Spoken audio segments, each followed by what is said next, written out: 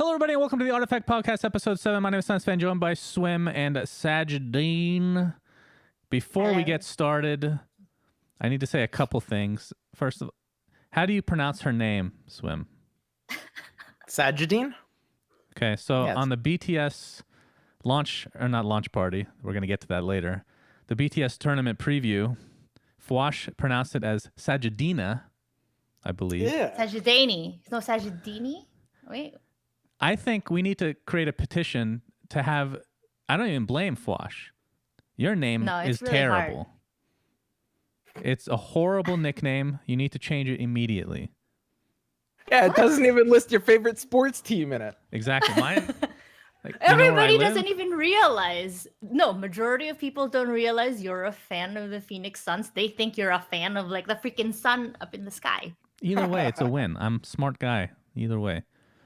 All right. Okay. Anyway, Swim, you look dashing today, young man. How are you? I know. Is Feel that a like- pineapple shirt? Yeah, man. Oh, shit.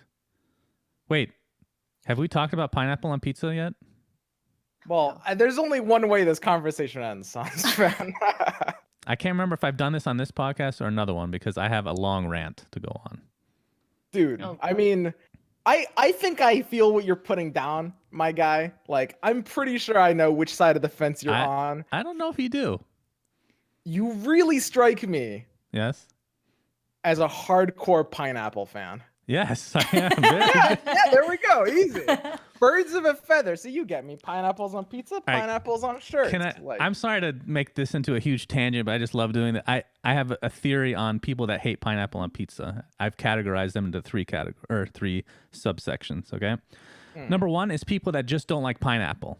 So if you don't like pineapple, you're not gonna like pineapple on pizza. So that should be irrelevant. Number two, people that don't like sweet things in their food. I know a lot of people like this. I, for one, love sweetness in my general food, not just for dessert. I want sweets all day long. Okay, that's number two. Number three are people that have only tried Hawaiian pizza, which is horrible, by the way, because the ham actually ruins the pizza by itself. I mean, you just hate ham. That's another story. But it's true. Yeah, he does pineapple on pepperoni. Oh, Swim, Yeah. what do you got for me, yeah. buddy? No. Is that the dream? Hey, man. If it's up to me, I eat nothing but sweets all day, every day. And I mean, unfortunately, it is up to me. Or fortunate. I mean, you're an adult. If you want to have ice cream for breakfast, that's your prerogative. We're well on our way to Yeah, a but- nice case of Yeah, but diabetes. then, I mean, you do that too much, you just end up a great big fatso, you know? I'm getting there. Nikki can attest. When I I met had Nikki, to hide. Oh. Oh, yeah, go ahead. when I met Nikki, I was a skinny guy actually, and for Halloween, I can't believe we're still going off on a tangent. We'll get started with this podcast very soon, I promise. We had Halloween candy, and I had to tell her to hide it from me because I was literally just eating it for breakfast, lunch, and dinner for like 3 days straight. So Yeah. okay, anyway, let's get started with this actual podcast, friends. So Oh yeah, I forgot this was an artifact thing. yes. So what I want to talk about first, I'll just run down real quick. We'll talk about the preview tournament, and then we got some website features coming out, and then a couple things coming up in the future, tournaments that we can talk about as well. But let's start with the preview tournament. Nikki and I both played. Swim, you cast. Yes. How did you enjoy yourself? We'll go with each of you. Start with Swim. I had a blast. Can you elaborate? It was a fun experience. I mean, some people there was criticism, which was very fair, because at the start, the direction was a little off. We all, were not going basic enough. We were able to kind of like pick it up a lot towards kind of the back half, and overall, it was great. It's good to be able to kind of actually finally cast the game, because there's so much to talk about. I will say, it's such a different experience casting other card games, because Why? like in most other card games, I mean, like, you're kind of reaching for things to say almost sometimes, in a lot of times, whereas an artifact, you're deciding between like which of like 10 different things you want to talk about, and that's so much of a different actual experience. Interesting. But yeah, there was a little hate, and you guys turned it around quite nicely, I have to say. Made it more noob stream friendly, as it were. 100% of the criticism was fair. Like it was, you know, we definitely just didn't go like basic enough. I mean, from my perspective, it's like we've been playing this game. I know people get mad when we say we've been playing for a long time. I'm just itching so hard to cast it. You know, it's hard to go back to the ultra basics when you've been playing that long.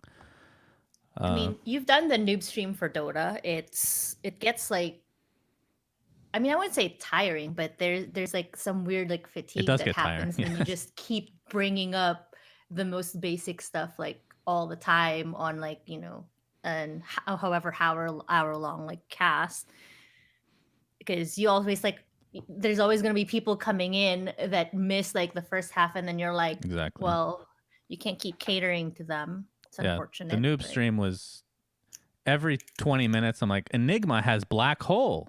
This is what this skill does, and just keep repeating it every 20 minutes. It's mind numbing. That's kind of what we were doing by the end. Yeah, I can see that. Okay, so from a player perspective, both Nikki and I played. We both got raffle stomped, but Nikki got to play the great Forsen and was on stream actually. Apparently I played Forsen a bunch of times as well. I just never knew it was him until this stream revealed it. Yeah.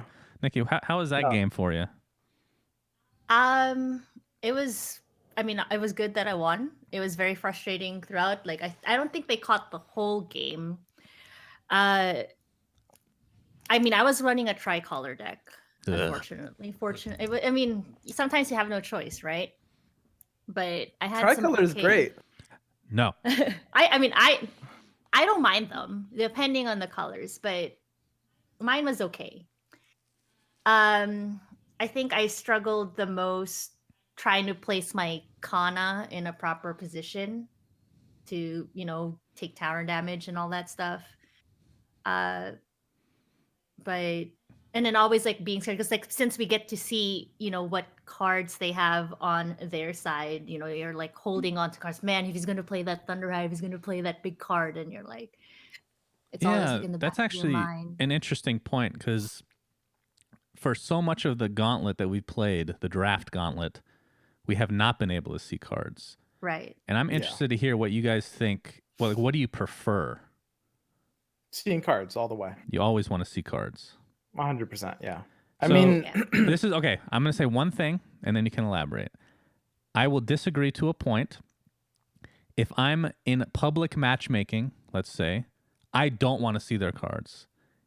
It gets too tiring having to do this. I just want to have fun and play. If he comes out with something crazy, that's great, you know? For the everyday thing, I don't like it. I do think that, I mean, for the most part, there's only a few cards in the game in draft that you really actually have to kind of pay mind to. Like at the start of the game, you can be like, okay, he's got a red Mist Pillager in his deck. You know, maybe I'm going to have to be wary of that after like turn 5 or so. I don't know. For the most part, I don't think it's really a disadvantage. Like for most games, it's not going to make a difference whether you look at your opponent's deck or not, really. For most players. I think from a competitive standpoint, I definitely want to see it because it really does affect the way you play. I think like Swim, you were the one like casting like the game I played against Forsen, where I was holding on to Slay just because I had no idea if he was going to play that big card or not, and that pretty much is like a GG if he does. But from a entertainment / streaming standpoint, there's definitely something to not knowing what your opponent has, and out of nowhere he's like, you know, bam, here's like my blue eyes white dragon. 100%. There's a fun factor to that, and I think the main like from the tournament aspect, there's no obviously everybody should be able to see everybody's decks. You can't have people that I assume you have more experience in this than me, but I know Valve's stance was if people are working together against somebody else in a tournament or something like that, and they have more information, then that's just kind of dumb. The way that works. Does that actually happen in other card games on a consistent basis? People like screen sharing? Yeah. More so, are these decks not shared throughout the whole player base? Oh, you mean like okay. I see what you're saying. You mean like people working on decks, like, and making them and refining them together, and then like just bring like people from that group, that prep group, bringing them together. the Kind of, but tournament. more so within a tournament aspect. So you know what the other Uh, players have at all times. Yeah, that does largely happen. Like usually there will be like kind of metas where you'll be like, okay, this person has this deck, and maybe okay, there's a chance it'll have this variant, which makes it like 1 or 2 cards different, I right? see. Okay. Like, That's like the but last, like not last constructed, the one of the last constructed tournaments, right? With the Silomani, like players Yeah. Silomini? coming out. So Silomani. that being said, though, that's a really big difference between constructed and draft. I think that what Nikki said was very, very good, which is that sometimes for the streaming and even like tournament viewership perspective, it's good to have the surprise factor. I think the biggest differentiator between the arguments of like whether there should be visible deck lists or not is I think it's amazing in draft. And in constructed, maybe there's less an argument because in constructed, you might want to be able to put a card in that gets surprise value, right? Maybe you put in Kata prepared in your deck or something Smash like that. the Defenses, your favorite. Sure. That you sure. hate is in all my decks. Right. There are arguments for a surprise value in there, but in draft, I think like part of the reason people love Artifact Draft is because you can actually play around what the opponent has, which is a large part of the skill in playing card games that is usually limited to constructed in those games. Right. Because in constructed, you identify, okay, it's this deck, I'm playing around these. Why do you hate Smash in my decks? It's so good. Yes. Every time I have it in my deck, you're like, you got too many of those, bro. I have 2. There's 2. How is that too many? It's a hard meta call, honestly. Smash. It can be good. You know, when I see it in draft, I pick it up every time, and I never regret it. Even Rays, I get on a decently consistent basis. That's a great one of. Improvements are very strong. Like in draft, especially. Because it's in draft. Yeah, I mean, it's just like because I normally like or most like people try not to prioritize like improvement killing cards. Like if you have 1 or 2, I mean, double mists or something like that. I'm just like, I'm so sad. I'm just gonna rage quit, but I don't, and I play it out and get depressed. Yeah, I was looking at some of the decks for the top 8, and I don't understand how people are consistently getting such good cards to pick. You should see my drafts, Swim. They're fucking garbage. Your first one was pretty good, right? Yeah, first one was okay. This is what happens, okay? This is what happens. I start out 3-0 in the tournament. I'm feeling really good about myself, and then I draft again, and I draft something complete shit. But this time, it was completely my fault. I felt like the last tournament, I did really shitty because there's nothing I could have done with that draft. It was just unsalvageable. But this time, I took a huge risk, and it did not pay off. I took one of my least favorite heroes in draft, but my favorite hero in constructed, which is Sorla Khan. But I didn't have enough to go with her to actually make a push deck. You don't like Sorla Khan in draft? It depends on what I have accompanying her. If I have the right cards. That's true. If not, her card is actually not that great if you don't have a lot of other stuff to go with it. So yeah, it was a shitty ass draft, and that was my fault. So I felt real bad about that. But speaking of Sorla, we can talk about the winners of the preview tournament. Hefla, aka Yul Larson, got number 1 placement with double Sorla freaking Khan. Nothing makes me happier. That was hilarious. The games were not very close with him playing. I think he was undefeated as well. What were your thoughts on him? Some of them were pretty close. He got some good drafts. He's a very good player. Did you want to play in the tournament, Swim? How did you come to the decision not to play? I did. Great question. I did want to play. I don't know. But you knew you couldn't win, right? Obviously. That's yeah. I mean, way to make it awkward, Swim. Jesus. No, that's true. I don't know. I thought about it for a bit. I kind of just wanted to like go there and hang out.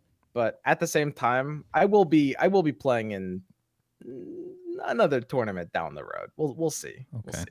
Okay. I don't want to be like locked into this like caster meme forever. Right. I will say. Another mention, obviously Mogwai got 2nd place. Dane and Kuro got top 4. Mm-hmm. Can somebody explain that to me? Kuro. How is that possible? He doesn't even play that much. He's good, man. I think he does. A lot of the pro players like play with just like really weird names. Since I have a lot of them on my list, I just see them on. Humble brag. So do you, though. You don't. Yeah, I don't say check it. or You know, something. I don't need to humble brag. I'm just saying that like a lot of them actually do play. So yeah, they do. I mean, who was it? Who's the guy that won TI? I haven't watched Dota in so long. Topson. Topson plays a lot. Yeah, I play Topson a lot. I don't think I've beat him yet, though. It's always so close. So for Kuro, I didn't get to watch any of his non-top 8 performances. He made a ton of mistakes, and he got 4th place. What is that? Do you think that his deck was just that good, or is it something else? So you got to cast these games. It's not like it was just basic. This is not me flaming him at all, because obviously the TI winner, whatever, he was making mechanical mistakes consistently, like with Mystic Flare, incorrect usage multiple times. Had obviously never played against Necro before because he got the upkeep kills on himself several times by equipping like an armor item. I didn't understand. It was a really little good weird. deck. So no, his deck wasn't even like ridiculous. It was fairly good. It was mostly deployment decisions. I will say one thing in Artifact is there's kind of 2 types of strategies. There's like the micro, which is basically like value trading, which is the kind of mistake you're talking about, and then there's the more macro strategy, which is like lane deployments, choosing which lanes to fight for. And he was very good at utilizing the latter kind of strategy, which is going to be the predominant strategy in Artifact. You can have weak cards, or you can make like minor efficiency misplays, and as long as you are playing for the right lanes, you will have a pretty good win rate. Okay. Because deployments are going to matter so much. Yeah, deployments were a killer for me. I was 3-2, so I still was technically alive, and then I lost to a guy where I deployed incorrectly. I made a terrible choice, as usual. I always crumble under pressure. His Ancient ends up living with 2 HP, and he gets top 8. I felt so bad. So bad. Oh, yeah. I mean, that's kind of the thing about Artifacts. Like, the deployment mistakes or very smart deployments are always going to matter so much more than like these little value exchanges. Okay, so for this first quote-unquote tournament that's been publicly available to see, Nikki, since you and I were both out somewhat early, we got to watch the last day. What did you think of the tournament as a whole? Did you enjoy watching? Because we don't... That's the other thing to keep in mind. We can't watch games, really. No. I haven't been able to watch games at all till now. I mean, the few that I caught, I thought it was entertaining. At least, like, so I'm not a pro player, but really? having like the... Oh, okay. But having like the experience... Damn, man, come on. But having the experience Jesus. of... obviously like watching a lot of tournaments, doing a lot of tournaments, production wise, I thought it was very good. I'm excited to see, or curious to see, what sort of things we can implement, at least like from a viewer standpoint, that could probably assist in the game. Something that like I wish I could see either Valve themselves add, or at least like shout out tournament organizers put that on there, is I want to know like what round someone's playing out of like a best of 3. Yeah, I was thinking the same something thing. like that, like having like an overall score. It's like a little ticker somewhere. Yeah, that's true. Right. So I because I think that like helps as far as like understanding, because if like they're playing either into like their second or third game, then you both guys will be like familiar with either like the play style or what their strategy is like when they're playing like that deck, right? Other than just like knowing what's the cards. So I think that's something that I would like to see like moving forward. But I don't know. Otherwise, like it was pretty entertaining. I like the idea that there was like such a diverse like group of people like playing. So and it's been like that. I think like for a lot of like we got even a like the Dota not player to stream represent. tournaments. I know. Who was it? Who was it that said that no Dota player is gonna make top 8? So okay, I wonder who that was. Was that Swim? Okay, that was me. I will say no. To clarify, I didn't actually mean it like that. Like Lumi was asking me like which background I thought was the strongest, It was kind of like it was a bad joke. I think a lot of players don't realize that I am like an old Dota player. Like probably people came in and saw me like ripping on Dota players or something. But no, I mean I think that there's a lot of transference of skill, really. I just haven't seen as many like Dota players, because I mean you guys can kind of confirm when you're usually like playing on like the not ladder, because there is no ladder, but when you're playing other people on Artifact, there's fairly few like Dota players that are actually like, you know, grinding it as hard. Right. Just so you know, I got top 8 in the tournament, Swim. Okay. The only Chaos Gauntlet. My least favorite game mode, ironically. But no, I mean, that's pretty obvious. Like, card game players are going to have way more experience in card games. And I mean, I think some skill does actually translate from Dota to this, to Artifact, but not mechanical. That's for sure. All that goes by the wayside. No, I think a ton of skill transfers. Like there's no reason Dota players can't like be top players if they apply themselves. I just haven't seen, because like all the pro Dota players are like doing like, you know, the Dota League stuff. Yeah, most of them are at the major right now, or like at least when that tournament happened. Yeah, if the major wasn't on, then we would have had a way bigger representation in the top 8, I'm pretty sure. Yeah. Definitely. All right, moving on. So that was the preview tournament. Now we can talk about the new features to our website. Let me just make sure that this is working. So I can, oh yes. There we go. Beautiful. So on our website, artifaction.gg, if you're following along on the stream, you can watch. If you are listening, then you can listen. Oh, wow. That's how it works, I know. We have come out with a couple things. We'll start with the card gallery. So we have a card gallery. We partnered with, or we brought on the guy who made Howling Mind. His name is Squirty. The guy's a god, by the way. Thanks. He got really high placement in the tournament, actually. Yeah, I saw that. Was it top 20 or something like that? Yeah. How do you do against you? Oh, my. All right. I don't want to go off another tangent here. I was 3-0, and then I played him the first game of the first round, the next round. He crushed me so hard. I've never lost to him before. And I got so crushed. It was not even close. Anywho, card gallery itself, you know, like a lot of the other card galleries out there. One big difference, though, and that's a big reason that Swim is a part of a lot of these podcasts, because he is a partner along with SUNSfan. If you click on a card, it'll actually have a mango meter. I shouldn't have clicked on Jamoy. That's just depressing, seeing such a low rating. Yeah. Essentially, every single card in the game, if you click on this, you can see the signature card, has a constructed and a draft mango meter. A 1 to 5 rating, where Swim is the constructed expert and SUNSfan is the draft. And then if you are logged into either Steam or Discord, you can use the Tango rating, or the Tango meter, to vote for. This is more of like a popularity thing, if anything, to give your 2 cents on how good a card is or is not. And actually, there's a ratings tab on the card gallery, so you can kind of see how everything stacks up from one thing to another.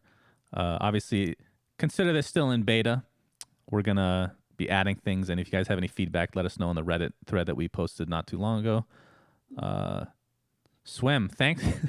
I'm pretty sure you made these ratings like 2 months, how long ago was it? So, okay, I first rated them like 2 months ago, but I've gone back like 3 different times, because I didn't know when you were actually launching this thing, and I wanted them to be like as accurate as possible. So every time, like, you know, every month I go through them and change like the three or four things, maybe like bump things up or down just a tiny bit.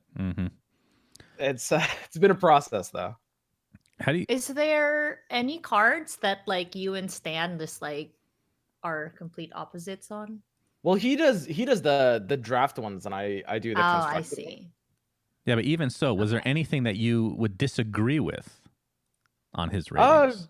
Just minor stuff, just like a 0.5 here, a 0.5 there. Not so nothing major. Not really. Yeah, nothing like that. It's not like, I actually think that, like, you know, Lodestone Demolition is the next thing. Like, nothing like that. No. Okay. So I'm looking at the ratings here, and I'm going to tell you if I disagree with any of yours. Yeah, Ursa, go for it, seriously, man. a 4? Come on, buddy. What is And you this can, shit? you know what? If you disagree, you're totally free to, take your voice to the voting booth and increase the tango meter. Guys, we need to. We need Get... some we need propaganda to kind of start a movement, get somebody that's really bad as a high tango rating. So, who's the Odie's the worst in the game, right? Let's go to Odie. Odie's pretty bad. Is there a worse hero in the game? I think Meepo's better than Odie. I think I agree with that. Maybe? Pugna? No, come What's on. worse, Pugna or Odie? Odie's way worse. I wouldn't disagree with you. If you said Odie was the worst in the game, I wouldn't die on that hill. All right, so Odie's this is what you all need to do. You need to go to the card gallery. 2 mangoes. Open up Odie. Somehow he's a 1.5 mango. I don't know how the fuck that's possible. Oh, that's a half. Okay. Where does that half mango come from, Swim? Seriously. What is this? Like, he has kind of a unique ability. So when I do constructed rankings, like, it's still obviously a very low score, but because he has like combo potential, like if they release like more things that can just capitalize on like that kind of like, so you're future proofing. I see. A little bit, yes. Okay. And it's just half a point for that kind of thing. All right, so everybody get on this site, go to OD, vote for the 5 rating for both draft. Look how much I just affected the rating. I just jumped it up from like 1 to 3.7 or whatever it was. That's beautiful. So, wow. So yeah, that's our card gallery. Collusion. In the future, when the NDA is lifted, every single card in the game will have a video underneath, because that is what I've been doing the last million years of my life. So you can see all the spotlights / oh God. How many hours have you spent on that? Dude, I want to actually kill myself when I'm doing this. I just finished writing the scripts. The scripts is actually the worst part for me. Oh yeah. Because I don't do the editing itself. It's me writing the scripts and then recording. Recording's not so bad, but yeah, writing the scripts is like, in fact, I did OD yesterday. I saved him for like almost last because I didn't know what to write. In fact, you guys can look forward to the spotlight video of me basically talking shit about this hero because I don't know what else to say. Oh, why can't you just make it educational? I keep telling you that you don't want to like talk too much shit on a video. No, I don't. I exaggerate. All right, I said he's considered quite weak, and I don't know how to play this. No, I don't know. I don't know what I said. You spin it then. Yeah, spin. So that. Does that mean I'm stuck in the room all day today? Yes, I need to record all day today. Thank you. So yeah, that is the card gallery, and the other thing I wanted to go over is our new stats page. So we're going to be having stats created for every tournament coming out. And obviously first, there's only one tournament to go over, which is the Artifact Preview. We did not include player names on purpose. Just a little FYI. I don't know if we're allowed to, so we did not do anything like that, just in case. Did you have a chance to, either of you have a chance to look over these stats? Some interesting. I'm looking at the. I'm having a peek right now. So the thing that, I mean, if you click on the top times picked, our conversation last night, right? Yeah, OD. You were tripping out that someone like played him. Yeah, I could not believe it. To the point where you had me look at my decks to see if I played him. Like. Yeah. So just to clarify, the times picked is not how many times he was drafted, but how many times he was actually put into a deck. Because sometimes you get stuck picking OD no matter what, right? Yeah, I'm pretty sure I drafted him, but I did not play him. Apparently, user ratings are disabled for now, as they're causing some bugs. So Tango rating needs to hold off for now, friends. So the thing that I found interesting was like a lot of the rare heroes, how many times they were actually... Because when one of these rare heroes comes up, like a Drow Ranger or an Axe, it almost doesn't matter what colors you have. You kind of just have to pick them. They're that good. Yeah, and Drow was only basically got picked 4 times. That's incredibly low. I was very surprised by that. And Axe 5, Tinker 7. Do you think it's just like because of how rare she was that she just didn't show up in people's... Yeah, but I think I'm just surprised that it's that little still. I feel like they come up more often than that, but I could be wrong. Obviously, small sample size in terms of me playing Gauntlet on my own. But Lich is a rare, got picked 13 times, so that's like double the rest of everybody else, which is interesting. Did any stat here kind of look weird to you guys? Something you didn't expect, maybe? Nope. It all looks pretty good. High representation of Debbie and Farvran. Debbie, okay. Debbie and Farvran, and those are to be expected. I think that's like as you kind of track player skill for draft, a couple trends you see is that like good players are probably going to be feeling less bad about using basic heroes, as well as less bad about like tri-coloring. Yeah, that's Debbie's true. great. She's I love Debbie. I love me some Debbie. So I know there's some people talking about this in chat, and I've noticed a lot of people. Of course, we're Americans, so we obviously know what flop, turn, and river means, since it's kind of ingrained in our culture, as it were. But the flop, this is all basically poker terms. Flop is the board state right away, so the 3 heroes being distributed to each respective lane. The turn is the following turn, and the river is the quote-unquote last hero being deployed turn. So this just says the distribution of how often they were in each respective position. And if we scroll down, we can look at the most popular cards. Dude, so somebody flopped Sniper. Really? Well, I mean, it could depend on the deck, I guess. Yeah. In theory. That's rough. A 6 health hero on the flop is super rough. But sometimes it's necessary, I guess. Most popular if you cards. draft like 3 snipers. How Mist of Avernus feels like it came up a lot. 58 times. Yeah. As an uncommon. Yeah. That's a very strong card, as you guys attested to. And it's hilarious. Thunderhide pack 100. Smash, right? Yeah, exactly. Smash. Is Smash even on here? No, nope. I don't think so. No, dude, Smash blows. You suck. That's why you didn't play at the tournament, Swim. You piece of garbage. But yeah, pretty cool stats here. Shout out to Knoxville for putting all this together along with Buka. And you can see the most popular color decks as well in terms of win rate and games played. So pretty cool stuff. And just look forward to this section being kind of our stats page for every tournament coming up going forward. This is actually pretty neat. Like I feel like I'll be personally getting a lot of value out of this. Not a sponsored comment. Great to hear. All right, going back to the webcams. There we go. Excellent. All right, so thank God that was close. I really appreciate you giving me that heads up. You didn't go over the most popular deck color, because I know you guys in the panel were kind of talking about whether, at least like which decks were like really strong in draft. And then there was like this interesting like divide that I thought, as far as like how strong like blue decks are when it comes to these things versus like red or green, and then how often it actually came up during the tournament, which was, to me, was actually surprising, because even I ended up with like a blue deck at some point. Yeah, I mean, I had, I think, first and second game I had blue decks, or first and second. Yeah, so this is like right now listed by games played. Hopefully in the future they'll be able to add. I wanted to see the win rate more than anything. But yeah, good distribution all the way around, and obviously the least consistent decks are going to be like the rainbow. I mean, no, look at you have like a tricolor up there. Well, yeah, tricolor is. Yeah, red, green, black is. Yeah, tricolor is relatively normal in draft, but rainbow is atrocious. I don't know how you can make rainbow work. These are basically just like looking at all the different combinations and their individual win rates across like every single. Yeah, pretty much. And I think the one Knoxville is going to end up changing this up in the future, but the rainbow decks that are listed, it kind of. Obviously, every rainbow deck can technically be a different color that has the 2, but yeah, we've kind of combined them all into one, so it's not the greatest representation. But still interesting to see.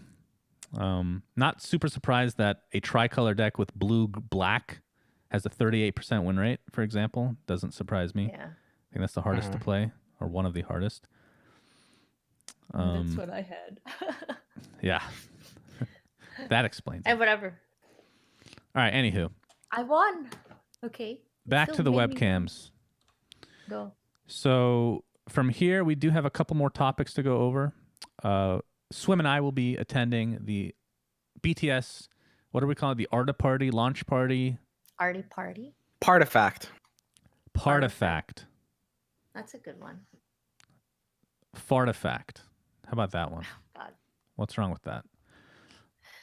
This will be this weekend, right? When am I leaving? Yeah. I leave Friday. Wow. So 17th through the 19th, I believe. I don't know what we'll be doing. I haven't really been told that much. Oh yeah, it is. You're right. You're right. I don't know. I don't know how much of like what they've planned is public at this point. It'll be just like fun friend matches kind of stuff though. Yeah, should be good. Should be a lot of fun to hang around some card game players, and then Swim, of course, who's a category all by his lonesome.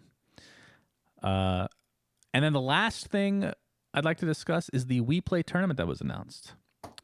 It is a $10,000 tournament constructed, which we found out recently. It should be really interesting because I've been doing only draft for months now. Has a lot of really good players playing. It's online, but the talent, aka casters, will be attending in person, Kiev. I will be going to Kiev for the first time, and Swim will be accompanying me. Bring some warm clothing, my friend. That's not going to cut it. I don't have any warm clothing. Dude, when we did Captain's Draft last year in DC, that was the coldest it's ever been in DC in like 50 something years. I could not believe. And that's not as cold. Or Kiev is colder. Your mic's popping a little, Shan. Testing. But I'm gonna have Shan bring like a bunch of like hand warmers and stuff. So you can so he can share. I'm not doing it. So he can share. No. What do you mean? I'm putting it in your luggage no matter what. So I don't want to help Swim out.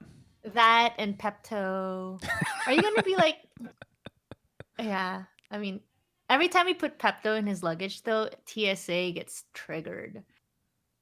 Yeah, they always search his bag. They always search my bag. But you'll have that, so like in case like the pineapples in Ukraine like aren't very good, then you'll be taken care of. Are you a Pepto guy, Swim? No, sir. Are you sure? I mean, we could try it. Cherry flavor. Try. Cherry flavor. Yeah. Well, now I'm in. There you go. So the talent there, if I'm remembering at the top of my head, the Charmer, Mogwai, who got second place at the tournament, and Impetuous Panda, along with me and Swim. What am I doing there, Swim? What am I going to be doing exactly? I don't know. Casting? How am I going to cast a card game? I can try to kind of do some rehearsals, bring you up to speed. Just carry me, please. But yeah, are you excited to? Have you been to Kiev before? No. Are you excited to go to Kiev? I am. It might be a little chilly, I guess. That's It'll be fun. Yeah. No, that's it. I saw some pictures of the studio. It looks pretty legit. Oh yeah. Yeah, it looks really legit. The inside. I don't know about the outside. But your dollars go a long way in Kiev too. So get a lot of massages, Shan. Oh, I will.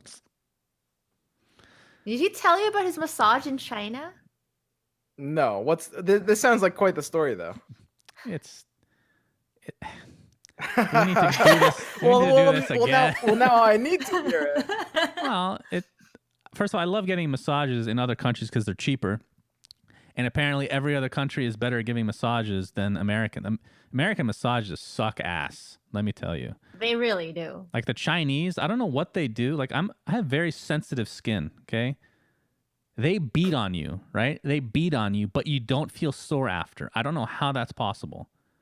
So these Chinese or where else did I get a massage? Filipino massages are unbelievable. One time in China, they did ask me if I would like... She pointed at my penis and said, "You want? You want?" And I was like, "No, thank you. I appreciate the offer, though." Yeah. So that's one thing you have to look out for, unless that's your thing. Who knows? Yeah, who knows? I mean, some people have tried them, so. I've always been curious. They also do that thing with the fire stick in your ear. Yeah, that's pretty weird. They put a fire stick in your ear. That's basically the story. Anyway, Hey man, I'll try anything once. so, I'll keep that in mind. Thank you. Yeah, that should be fun. That's going to be the end of November and early December. So look out for that tournament. I'm actually interested to see like what the prize pools are going to be like for tournaments, other than obviously the Valve one, because $10,000. That's in terms of like if you compare it to where we come from, which is Dota, very low. Like nobody can actually pull off a $10,000 tournament. No. But in this one, you have like every pro player playing. How is it in other card games, Swim, from your experience in terms of prize pool? Like, what are you expecting? I don't know, a little higher than 10,000. I think something in the 5-figure range is absolutely fine. Like 130. I mean, it's as you said, it's a little low, but What's the highest prize pool in Gwent history? for a single tournament, Yes. 100. 100K? Really? Yeah. That's pretty good. Pretty good. Okay. It's not terrible. Yeah, not bad. All right, I think. I mean, it's also online too, right? This one, 10K for online only. Well, for the players. Yeah. But the players are the ones who get the money. So yeah, I mean, I think for an online, like 10 is totally fine. Yeah, it should be fun to see Constructed, since I know a lot of people that aren't in the beta have not seen any Constructed at all as of yet, aside from packs, which that doesn't really feel like Constructed since the decks weren't really. Those were predetermined Constructed, right? So yeah, just 4 decks that were kind of weird. I mean, I have 4 lock decks right now that I am so dying to show people how amazing it is. They're not good. Let me. Oh, please. Spoiler. Not good. Mello has helped me with like a bunch of them, so I Mello. think it's good. Me and Mello, I think, are the only 2 people that enjoy lock decks. So you know, Mello can't win without Drow and Ogre. Those are his 2 staples. Just throwing it out there. Okay. I think that is the end of the podcast, actually. This is a shorter podcast. A much shorter. Holy crap, we're at 42 minutes only. Oh, dude, we've got to extend. Ideal, though? No, this is how long I wanted the podcast to be originally. This is great. Swim, any final words for everybody watching and listening? You know, I've really got you always put me on the spot at the end of these things. Nikki, any great things to say at the end? Stay tuned for these upcoming tournaments. The NDA lift is coming very soon. A lot of people are going to have a lot of really fun stuff planned. Streams up the butt for everybody. Everybody and their mother will be streaming, so keep a lookout, I guess. Let's just all go watch Crip. I think we're all going to watch Crip anyway. I know. So. That's what's good. It's going to be Crip, Day 9, Disguised Toast, Bulldog, Sing Sing. Those are the 5. There we go. Everybody Swim is else the 6th. Swim's coming for you. No, I'm not even going to be streaming. I'm just going to watch Sing Sing. Sounds good. I'm just going to snipe Sing and then be like, what's up, bro? All right, so thanks for watching. Thanks for listening, guys. Again, go to artifaction.gg for a couple of these new sections that we've released. We got more coming, obviously. It's kind of like a slow grind in some respects. Thanks to Swim and Stansifica for partnering with us. Thanks to Sajedene for coming on this episode. Until next time, friends, goodbye and Godspeed. Somebody else says that. I shouldn't be taking somebody else's. Who says that? And no, I need. Okay, bye.